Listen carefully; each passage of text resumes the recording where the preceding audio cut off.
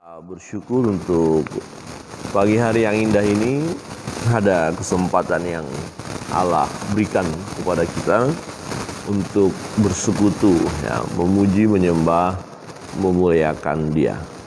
Ya, dan pasal 9, nah, kita mulai dari ayat 20, perikopnya itu 70 kali 7. Apa itu 70 kali 7? Ya, ini tentu pertanyaan kita ya, dan kitab Daniel mencatat hal ini untuk kemudian ini berbicara tentang masa yang akan datang, yang sedang dinanti-nantikan oleh umat ya. Ayat 20 berbunyi demikian, sementara aku berbicara dan berdoa dan mengaku dosaku dan dosa bangsaku, bangsa Israel, dan menyampaikan ke hadapan Tuhan Allahku permohonanku bagi Gunung Kudus Allahku. Sementara aku berbicara dalam doa, terbanglah dengan cepat ke arahku Gabriel, dia yang telah kulihat dalam penglihatan yang dahulu itu pada waktu persembahan korban petang hari.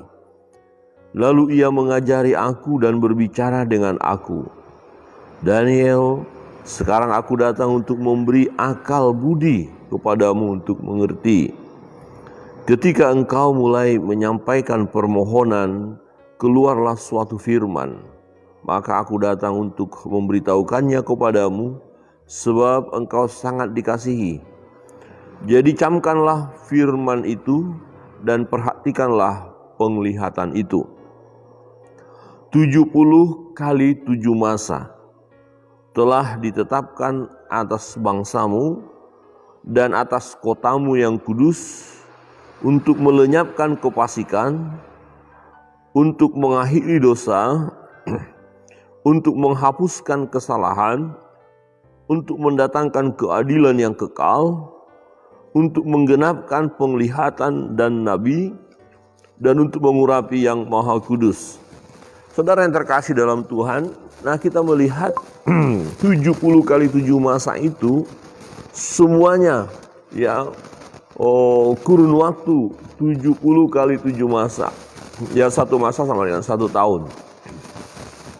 70 kali 7 masa itu diakhiri dengan, ya, dikatakan di sana melenyapkan kefasikan. Jadi setelah 70 kali 7 masa tidak ada lagi kefasikan. Mengakhiri dosa, jadi gak ada lagi dosa.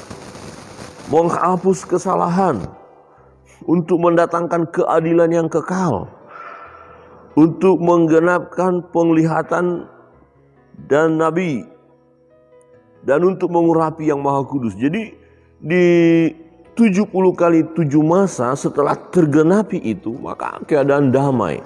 Nah, ini berbicara tentang masuklah ke dalam masa damai kerajaan Shalom. Nah, kemudian Gabriel berbicara kepada Daniel, apakah ini sudah terjadi dan kapan digenapi. Di ayat 25, maka ketahuilah dan pahamilah dari saat firman itu keluar, yakni bahwa Yerusalem akan dipulihkan dan dibangun kembali. Kita lihat beberapa hari yang lalu pembacaan kita, bahwa setelah mereka masuk dalam pembuangan, mereka kembali ke Yerusalem dan membangun kembali bait Allah. Ya, nah, yakni bahwa Yerusalem akan dipulihkan dan dibangun kembali sampai pada kedatangan seorang yang diurapi, yaitu Yesus ya. Sampai seorang yang diurapi, seorang raja. Ada 7 kali 7 masa dan 62 kali 7 masa lamanya. Kota itu akan dibangun kembali dengan tanah lapang dan paritnya, tetapi di tengah-tengah kesulitan. Perhatikan di sana dikatakan 7 kali 7 masa, 7 ya, 7 kali 7 masa dan 62 kali 7 masa. 62 berarti total adalah 69. 69 kali 7 masa. Ya, 69 kali 7 masa ini sudah berlangsung ya. Sampai kapan? Perhatikan berlangsungnya Sesudah ke-62 kali 7 masa itu akan disingkirkan seorang yang telah diurapi padahal tidak ada salahnya apa-apa. Maka datanglah rakyat seorang raja memusnahkan kota dan tempat kudus itu. Tetapi raja itu akan menemui ajalnya dalam air bah. Dan sampai pada akhir zaman akan ada peperangan dan pemusnahan seperti yang telah ditetapkan. Nah, sampai kapan ya jumlah 62 kali 7 masa. Pertama tadi 7 kali 7 masa, kemudian 62 kali 7 masa itu diakhiri ya sampai kepada kematian Yesus. Jadi sampai kepada kematian Yesus 69 kali 7 masa sudah terlaksana. Berarti untuk melenyapkan kefasikan, melenyapkan dosa dan semuanya tinggal menunggu 1 kali 7 masa. Ya. Tetapi kapan peristiwanya terjadi? Kita tidak tahu. Nah, ayat 27, raja itu akan membuat perjanjian yang menjadi berat bagi banyak orang selama 1 kali 7 masa. Jadi 1 kali 7 masa itu yang sedang dinantikan itu. Nah, di situ nanti yang memerintah adalah Antikristus. Jadi sebagai raja. Nah, raja itu akan membuat perjanjian itu menjadi berat bagi banyak orang selama 1 kali 7 masa. Pada pertengahan 7 masa itu, ayat sebelumnya, pasal sebelumnya kita sudah baca, ya dikatakan 2 masa, 1 masa, setengah masa, berarti 3,5, ya, 3,5 tahun. Nah, di sini dijelaskan pada pertengahan 7 masa itu ia akan menghentikan korban sembelihan dan korban santapan. Dan di atas sayap kekejian akan datang yang membinasakan. Sampai pemusnahan yang telah ditetapkan menimpa yang membinasakan itu. Jadi di dalam masa tribulasi itu, masa kesukaran besar selama 7 tahun, 1 kali 7 masa, berarti 1 kali 7 tahun. Nah, berlangsung selama 7 tahun, tetapi 3,5 tahun terakhir, ya raja itu begitu keras ya, dan melarang orang menyembah Allah. Tidak ada lagi korban. Ingat, ini kan disampaikan kepada bangsa Israel. Tetapi apakah hanya bangsa Israel yang mengalami? Tidak, ini secara global, dunia. Ini dunia, ya. Nah, nanti setelah selesai 1 kali 7 masa, maka nggak ada dosa. Kenapa? Karena berlangsunglah 7 tahun. Ya, masa kesukaran besar di bumi. Oh, ini yang kalau kita dengar ada istilah, oh nanti ada angka 666, semua harus pakai ini, harus pakai label ini. Nah, di situ. Kalau sekarang orang terlalu berkata, oh ini sekarang sudah masa pemerintahan kerajaan Antikristus. Belum. Jangan buru-buru. Ya, belum. Karena nanti muncul raja ini. Ya, dia yang berkuasa. Ya, jadi sangat jelas sekali ya, dalam kitab Daniel memberitahukan. Nah, kapan akan sampai dari kematian Yesus ya yang dibunuhnya, yang diurapi itu sampai kematian untuk kemudian masuk kepada masa tribulasi. Berapa lama penantian ini? Tak seorang pun yang tahu. Ini yang disebut zaman rahasia atau juga zaman gereja. Jadi sekarang ini masa anugerah bagi kita. Kesempatan untuk percaya Yesus, kesempatan untuk memperoleh keselamatan, kesempatan memberitakan kabar baik supaya lebih banyak orang yang datang kepada Yesus dan mereka diselamatkan. Sebab kalau masa anugerah ini ya kita respon dengan baik, kita percaya Yesus, maka kematian orang percaya itu sangat berharga, berbahagia.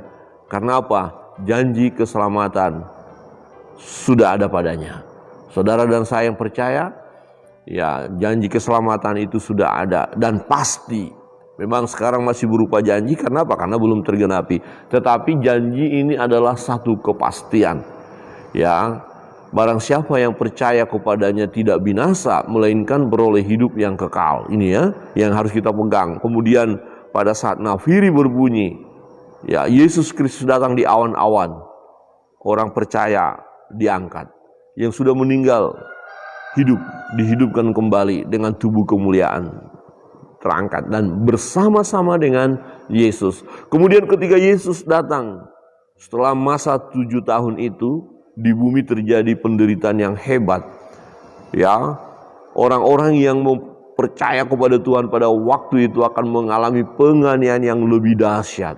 Sekarang orang-orang yang percaya Yesus mengalami penganiayaan, tapi jika dibandingkan nanti dengan masa antikristus, itu jauh lebih dahsyat, lebih mengerikan. Dan di situ kita melihat nanti ada orang-orang yang tidak tahan menderita, ya tidak siap menderita, akhirnya oke lah, nggak apa-apa, saya mengikuti raja itu saja, saya mengikuti antikristus, ya saya gunakan angka 666 atau cap itu saya pakai deh, yang penting saya hidup.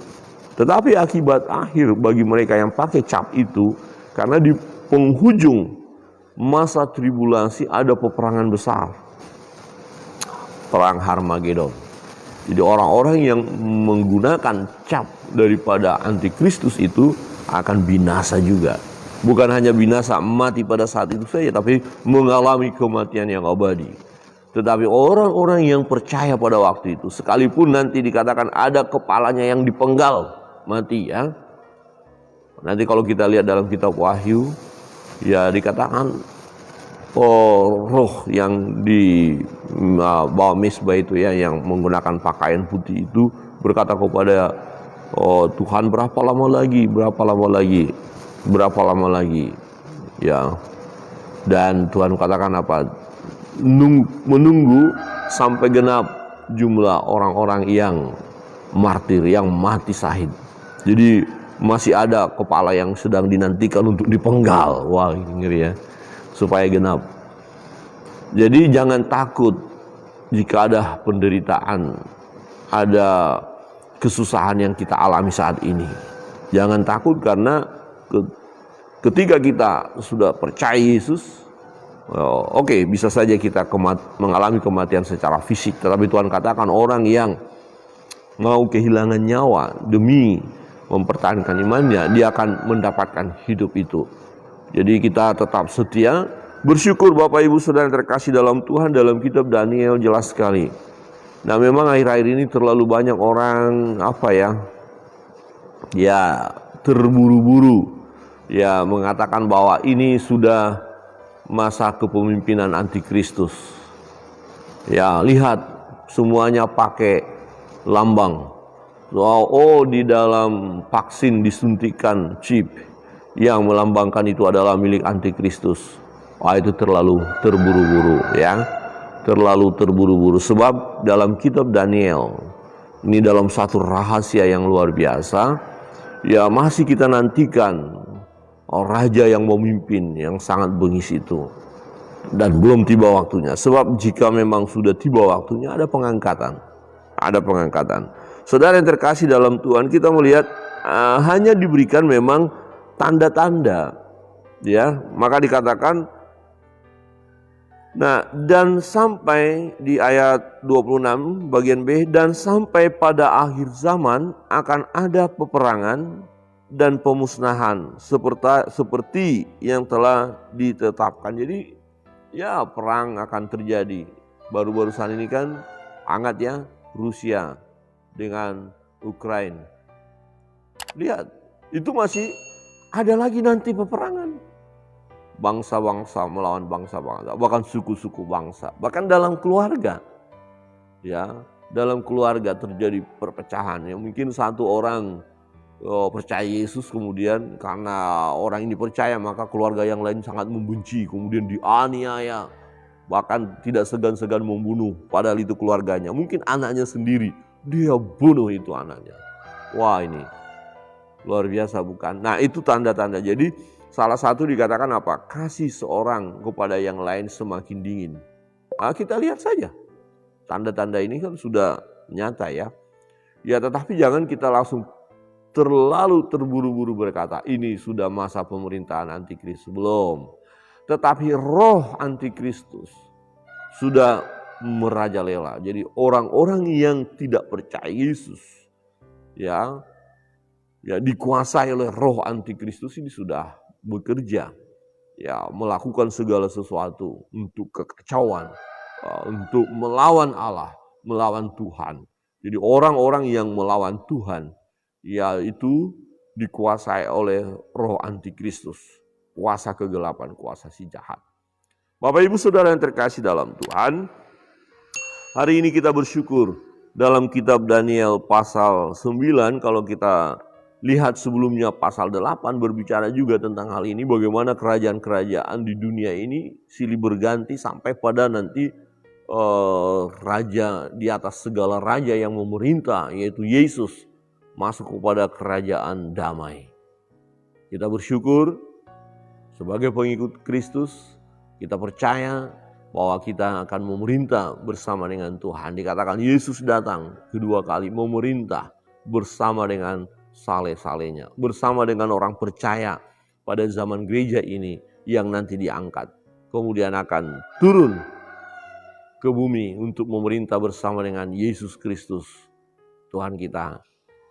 Kiranya kita terus bersukacita, setia, melayani Tuhan, memberitakan kabar baik.